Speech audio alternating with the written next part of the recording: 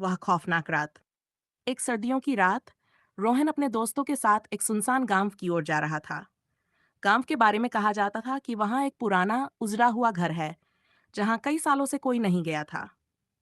रोहन के दोस्त उसे उस घर के बारे में डरावनी कहानियां सुनाते रहे, लेकिन रोहन ने मजाक में सारी बातें उड़ा दी। रात के लगभग 10 बजे जब वे गांव के पास पहुंचे, तो सब जगह सन्नाटा पसरा हुआ था। ठंडी हवा के झोंके से पेड़ भी सिहर रहे थे।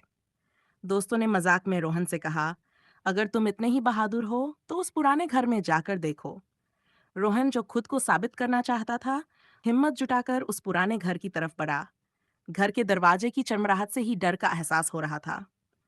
अंदर घुसते ही एक अजीब सी ठंड महसूस हुई। चारों ओर धूल और मकड़ी के जाले थे। अचानक उसे ऊपर की मंजिल से किसी के चलने की आवाज सुनाई दी। दिल की धड़कन तेज हो गई, लेकिन वह साहस करके ऊपर जाने लगा। सीढ़ियों पर कदम रखते ही अचानक पीछे से एक ठंडी हवा का झोंका आया और दरवाजा अपने आप बंद हो गया।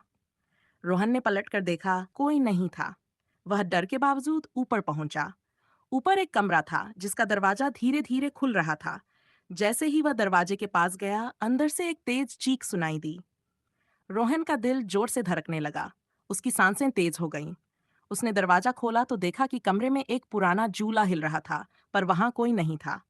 अचानक झूले के पास रखी एक पुरानी फोटो पर उसकी नजर गई।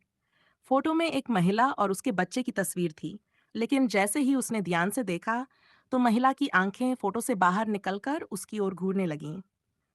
रोहन का शरीर कांपने लगा। तभी उसे अपने पीछे किसी के खड़े होने का एहसास हुआ।